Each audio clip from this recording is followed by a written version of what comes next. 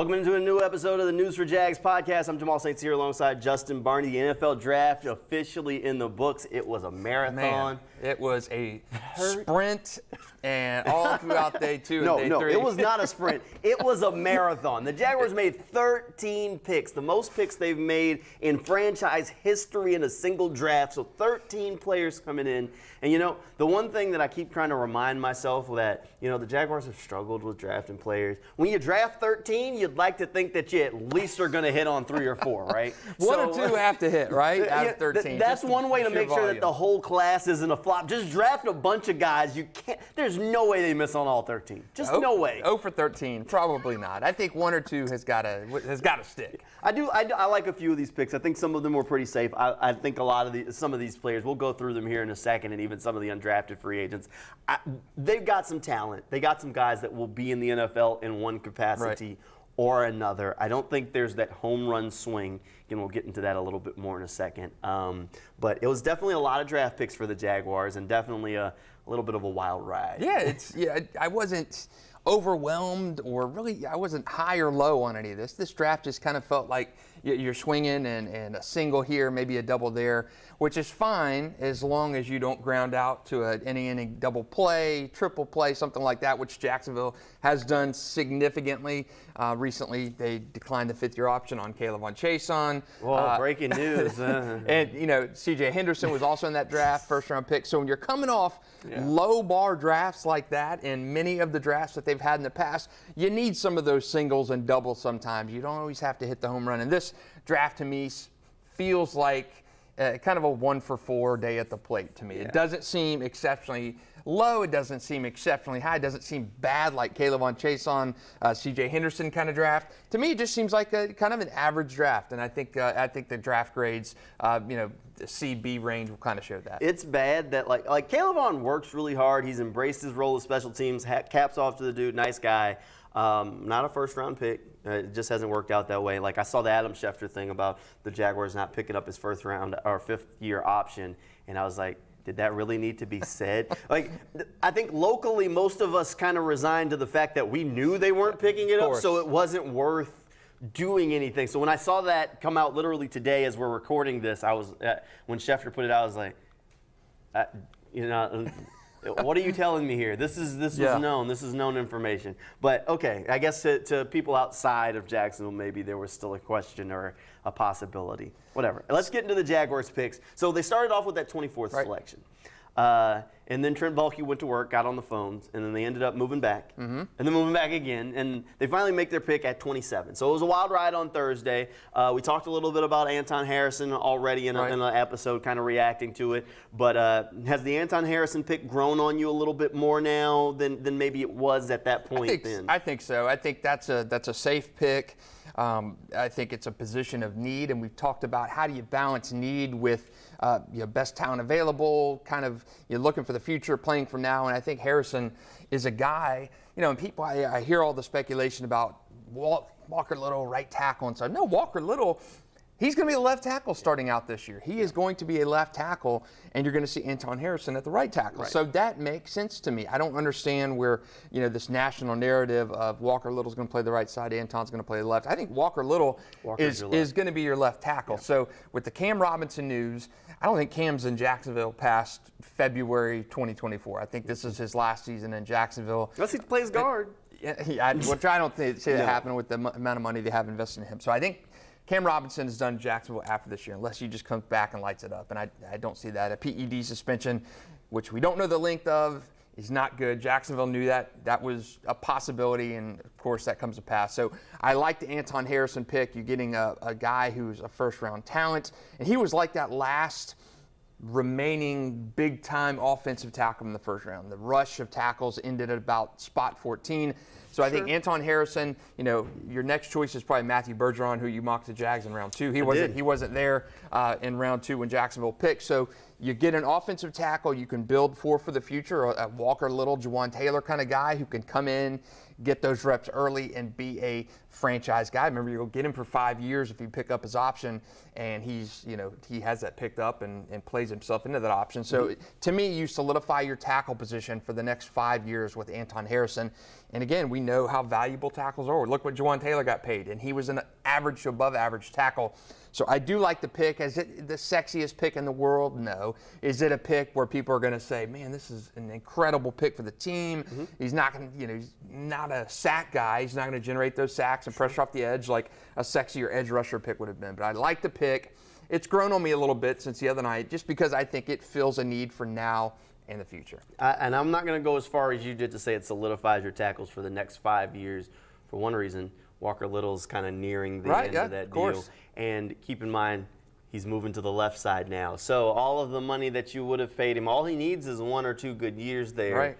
And he'll be due something. So the question is, but it does give you flexibility because even if Walker does move on, Anton has experience playing on the left side, so you could shift him and find a new right tackle if need be. So you look at like a Devon Hamilton thing. You take care of your own. You know they're going to pay him. They paid Cam Robinson. But Walker Little is going to command. Yeah, he will. I mean, keep in mind, look at what Juwan got paid to be a left tackle, and he wasn't playing left tackle. Right. So Walker's going to be playing left tackle for 2 years. He's going to get paid. I'm not saying that they won't pay him. I'm just saying that he's going to be coming up due around the same time that they have to pay 16. Right. So money is going to be hard to come by because it's all going to Trevor. So I'm just saying, I'm just devil's advocate here. I'm not saying they won't pay him. I'm just saying if they don't, there's a guy that could move over. With 13 picks in the draft, do you think they're looking a little bit ahead to that Trevor extension where you're grabbing guys in the 6th and 7th round and you're filling out that roster with the attention of number 16, what he's going to get paid? They may have 25 picks next year in the draft with the comp picks and the trading down to prepare for that 16 extension. Start planning ahead. All right, in our last episode, we did it after Thursday, so we only got through the round 1. So let's move on to some of the picks that we didn't get through. In round 2, they went Brenton Strange. I think that was the one that some people were left kind of scratching their heads. The big thing with Brenton is that he wasn't exactly hyper-productive in college. I mean, 300 yards receiving, 30 catches last season. Not exactly the numbers that you see from a normal second-round pick, but some of the draft experts really like what they saw in Strange. Doug Peterson, I mean, we like to talk about how good he is with tight ends. Clearly, he likes Brenton Strange. So it's an interesting one. But definitely a little bit of a head scratcher. We'll see exactly how it fits together and see if Strange can kind of build off some of those things here in Jacksonville. I do trust Doug Peterson when it comes to tight ends. Yeah. You just hope that this doesn't turn into another Josh Oliver kind of pick where he's misused, he's injured, and injuries you can't forecast. But they had high hopes for Josh Oliver, and he never really hit that bar. Different coaching staff, obviously, but I trust Doug Peterson when it comes to tight ends and his vision of that. Brenton Strange is going to walk into a tight end room that is extremely lean, and I think as a second-round pick, you're going to have some opportunity to make up ground. I mean, Evan Ingram, basically on a 1-year deal now when he actually signs that. So I think Brenton Strange could be set up for long-term success here in Jacksonville. I think Todd McShay said could be one of the steals of the draft in Brenton Strange. So that's a good endorsement there. All right, and then in the 3rd round, they go running back at Tank Bigsby. So the first 3 picks for the Jaguars in the draft, all 3 go offense. Tank Bigsby, the running back from Auburn, kind of gives you your 1-2 punch with Travis Etienne in that backfield. This might spell the end for last year's draft pick, Snoop Connor. He's definitely going to be fighting uphill just to get on the roster. He's a guy who didn't play special teams much last year, so he's going to have to figure that out if he wants to stick around here in Jacksonville. Tank definitely adds a little bit of power and a little bit of pop, so him and Travis should give the Jaguars a formidable running back combo to build for the future with. Not a huge fan of that pick. You don't like Tank? That's the one you're not a fan of? No, that's... They needed a running back was a need. They did need a running back. Running back was a need. I don't know if Tank Bigsby, again, positional value. I don't know if running back right there. It's the 3rd round. 3rd round, true, but there were some guys still out there. Roschon Johnson was out there, still the Texas back. He has a broken hand. So he broke his hand in the draft lead up. I don't mind a Roschon Johnson, but Tank Bigsby, I don't know. Running back for one reason. He was healthy. Running back in the 3rd round, to me, I'm not sure. You did need running back. Yes. I know I had a mock later in my mock draft going running back, I believe, in the 6th round. So, or 7th round with Kenny McIntosh. Obviously, didn't do that. But I like a running back selection. I just didn't like it in the 3rd round. One thing that we'll add to Trent Baalke's resume when we're talking about this last year, every year he's been a general manager has drafted a running back. Right. Every single year. Apparently, we can just pencil in a running back. It's just a matter of figuring out where. I don't mind the pick. Keep in mind, last year they spent a 5th rounder on Snoop, and it didn't work. Right. So you go a little bit higher to try and find a guy who can help. All right. To the pick that I'm not necessarily the biggest fan of round 4, they go to Ventrell Miller, linebacker. First time they go defense, and they go linebacker. And it's a guy that's not very good in coverage. He loves football. Great human, definitely a competitor. The guy is perfect. And this is nothing against Ventrell. This is just the fit with the Jaguars defense and where they're kind of at. I don't know how this really improves them. I totally am with you here. He'll play special teams, and I mean he'll be a solid backup for them. I mean this might spell the end for a local guy. I mean he's going to be competing with Shaquille Quarterman, and they're very similar kind of players. So it'll be interesting to see how that works out. And Shaq coming up to the end of his rookie contract as well. I just don't understand the pick. I'm totally in agreement with you. Why go another inside backer? I mean, you got Chad Muma last year. You went 2 last year. You had Devin Lloyd last year. I just don't understand the pick. And it's almost the same thing we said last year after the first 2 days of the draft.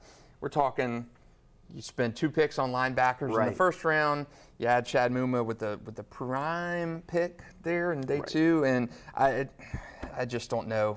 Or maybe it was day 3 last year. But now Frank Frangie really loves this pick. Frank Frangie is a Ventrell Miller stan. We talked about it yesterday. He is convinced that Miller will play a role on this defense in the next few years. To me, the only way that happens, and there's 2 ways.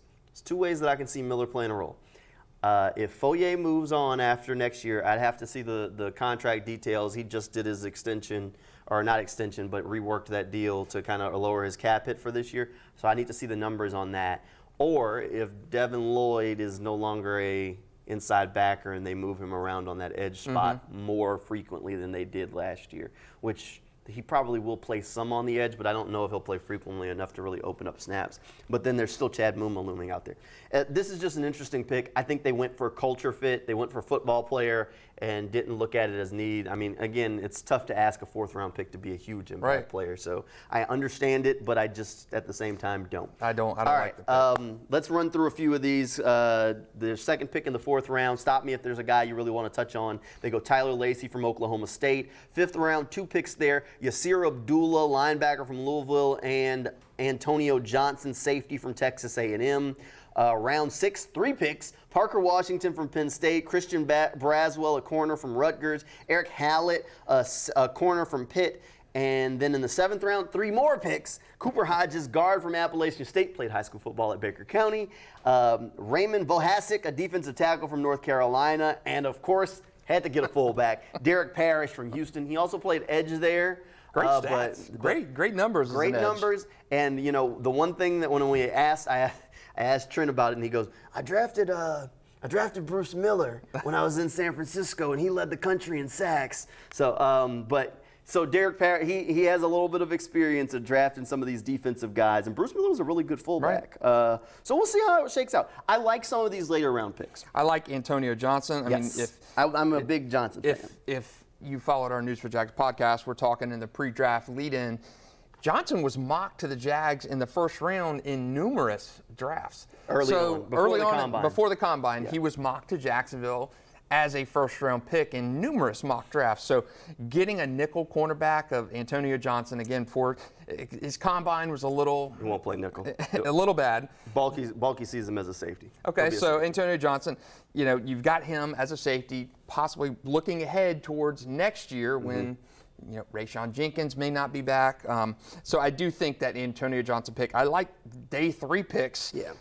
A lot. I like Cooper Hodges. He's going to be a guard in Jacksonville in the NFL. Needed inside depth for sure. You need absolutely inside depth. I like Parker Washington from Penn State. Funny story. Okay, hold on. I'll let you get more. So Parker Washington's sister is a scout for the Bears. This is great.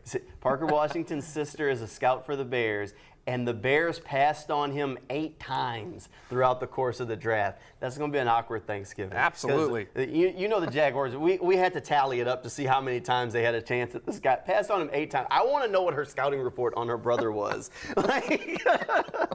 That's hurt. That is going to make for some odd family reunions, some Christmases, some strife in there. So I like their day 3 picks. To me, I thought they hit some needs there. Again, depth with Cooper Hodges. I figured they would sign Cooper Hodges as an undrafted free agent. Sure. He was on a top 30 visit here. I like that pick just as, you didn't address guard with Osiris Torrance. You get a guard later in the draft. I like Antonio Johnson. I like Yasir Abdullah. But to me, I mean, you don't really address the need of edge rusher until day 3 of the draft. So I do have a little bit of an issue with that. That's the thing I thought Jacksonville whiffed on. You did not go higher with an edge rusher, a sack kind of guy, until day 3 with Yasir Abdullah and Tyler Lacey on the defensive line in that 3rd round. So to me, I mean, in the 4th round, day 3, I just thought they missed out on an edge rusher early in the draft when they could have had one. I think we haven't seen the complete picture yet, and I'll get to that in just a second. I like the Yasir Abdullah pick. He's an interesting guy. He was hyper productive there for Louisville. So he's going to be interesting. I think his floor is a standout special teamer in the NFL. So one way or another, he's going to be. I think he's on the roster. Okay. And he talked about how he has a personal relationship with Elvis Dumervil and how they're similar in stature. And the first thing that popped in my mind is like Duval's Dumervil. But I think Yasir Abdullah. I don't know if he'll be hyper productive from a pass rush standpoint in his career or early on, but he's definitely a guy with a chip on his shoulder. I really like that pick. I think his floor is on a roster as a standout special teamer just with his build and athletic ability. I've been an Antonio Johnson fan. He was one of my guys kind of leading up to the draft. So was Parker Washington. So I love 3 picks in a row or for the Jags. I love all of them. Parker Washington he's not a big receiver, but we kept talking about they needed like a 50-50 ball guy. He's like 5'10", and he wins those 50-50 balls. So he's an interesting pick. We'll see how he can kind of fit in there. A couple of the late ones that I think are interesting is Eric Hallett from Pitt. He's a guy that I think is going to come in and compete for that slot spot. He played some corner, he played some safety. He was a semifinalist for the Jim Thorpe Award. Hyper productive, pretty good athlete. Surprising that he was still on the board in the 6th round. So I think he could be a sleeper for them in that secondary. And then the fullback, like we talked about Derek Parrish, but there hasn't been a fullback here in Jacksonville in a few years. Yeah, since 2020. And for Doug Peterson, he didn't even sniff one last year. But the Jaguars were really bad in short yardage situations. So then they bring in a running back with the name Tank. So they're serious about it. And then their last pick, they go, you know what, we're going to bring a fullback in. Derek Parrish should be a good special teamer. I mean, he played defensive line. I mean, he's played defense. He should be good there. And he's played some running back and some fullback. He is jacked. He was on Bruce Feldman's Freaks list.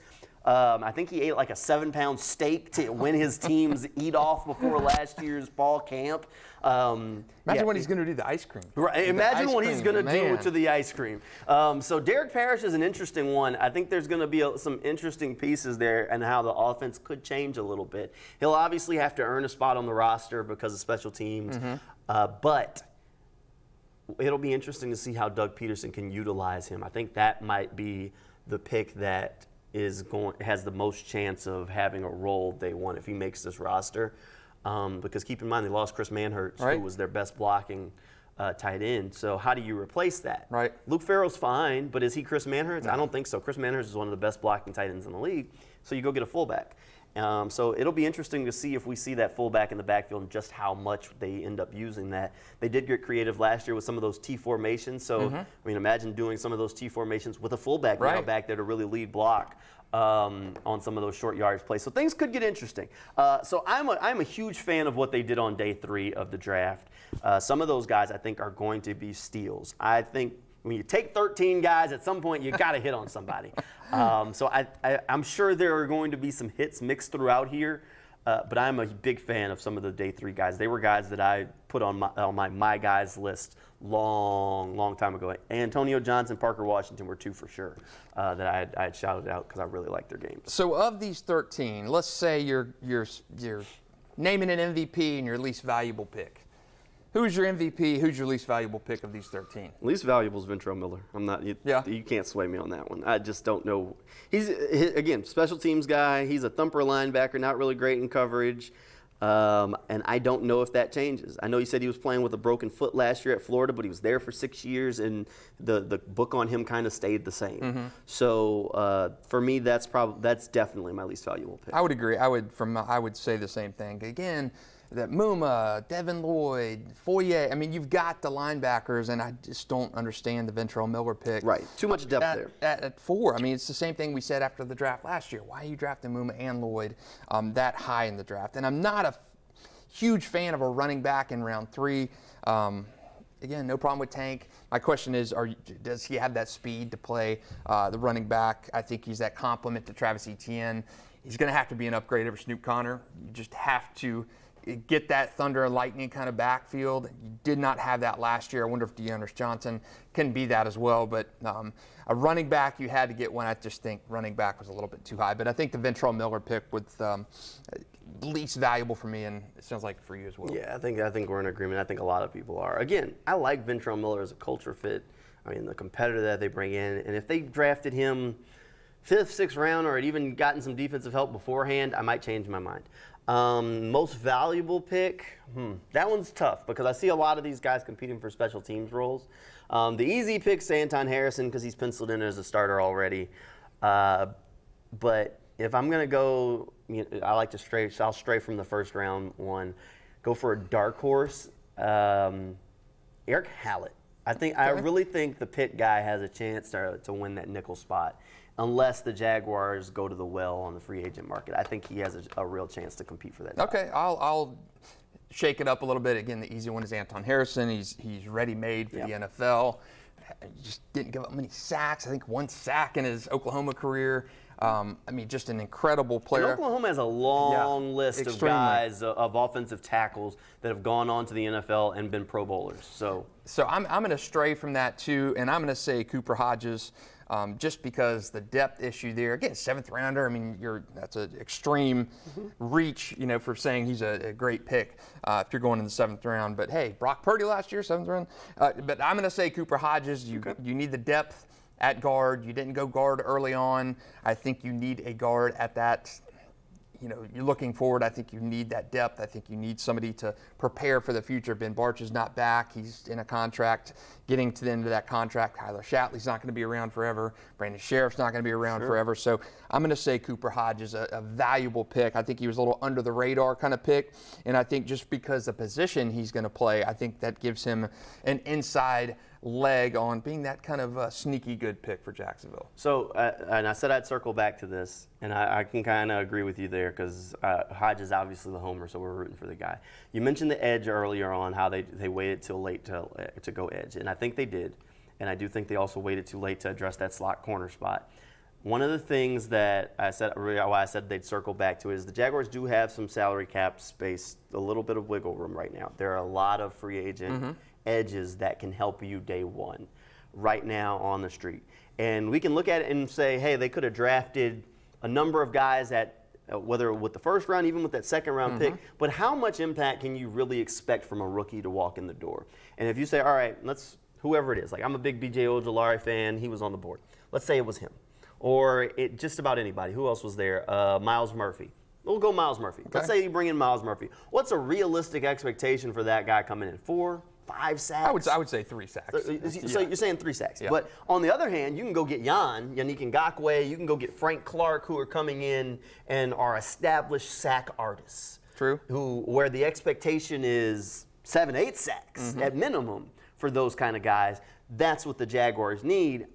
I highly expect that now that the draft is over with, they didn't go edge, that they're going to go to that free agent well and try and get one of these veteran guys on a 1-year deal. Yeah, and Trent Baalke alluded to that afterwards, that there was going to be veteran interest after the draft. And I think that's the route to go. I think they'll get an edge. One of these veteran edges I expect to be joining the Jaguars. I also expect, I wouldn't be surprised, there's a couple of veteran corners out there, that Bryce Callahan's, Casey Hayward's, that are on the street that could play that slot role and definitely come in and have played it at a high level around the NFL. I wouldn't be surprised if they went edge and corner on free agent market. Now, the reason that they would wait is we talk a lot about, like, for whatever reason, I know fans have kind of gotten obsessed with the fact that the Jaguars haven't had comp picks in, like, years. So if you sign guys before the draft, it takes away from the comp that you get back because you're spending money out and it's not just so based on the formula that you get. So that would have taken away from what they're going to get. They're going to get a couple of picks for next year.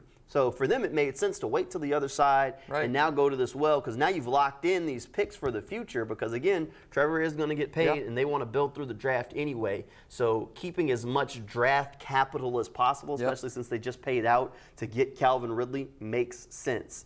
And these are veteran guys that they didn't expect to go, running off and signing willy-nilly. A lot of teams were doing the same thing. So now that the draft is over, as they're getting ready to start these OTAs and mini camps, don't be surprised if right before OTAs they sign a couple of veteran guys, fly them in, and boom, there it is. Look at Arden Key. I mean, the situation last year. I mean, he was a sneaky good, under-the-radar free agent signing. He got paid after one good year in Jacksonville. But a situation like that, where maybe a guy who's rehabbing his injury or rehabbing his image and has not maybe achieved things in the NFL, maybe a first-round bust kind of guy, come in and rehab your situation. And I think a situation like an Arden Key with the Yannick, Frank Clark, something like that. Yeah, these guys are they're at that point in their career where they're mercenaries. Yeah. I mean, Melvin Ingram has just been laughing at Father Time. So is Justin Houston for the last 4 or 5 years.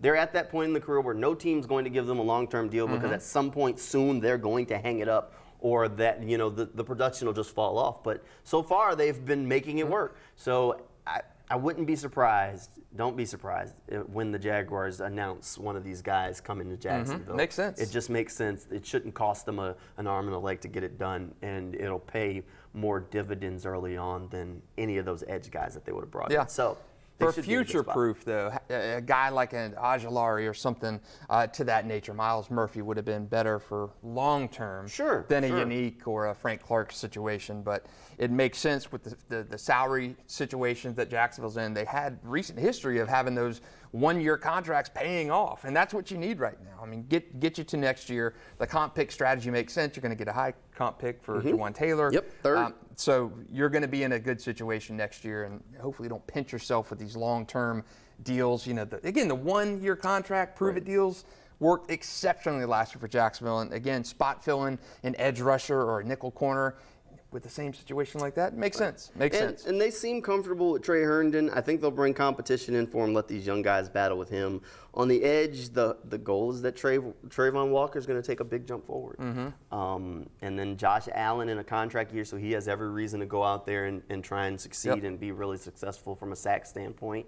So you've got those two guys. I still think when Smoot gets healthy, there's a shot that he signs with the Jaguars and kind of can come in as a late addition to that roster. Aside of that, you're just going to hold on to your seats and hope. I love the Smoot suggestion there because, again, he's a guy that's probably not going to be ready for training camp. I mean, you're going to be flirting against that training camp line.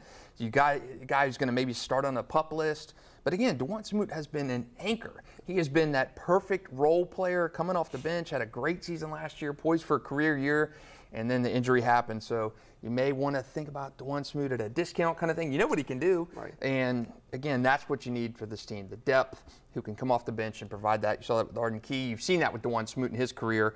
And you got to hope a guy like DeJuan Smoot gets back and is able to capitalize a little bit like that. And then Jordan Smith, I mean, we have not seen him on the field, but again, he's a guy that could also sneak back in after getting healthy, after being on IR last year. So we don't know about Jordan Smith. He could be that little sleeper waiting in the wings too. Yeah, we'll get a look at him finally.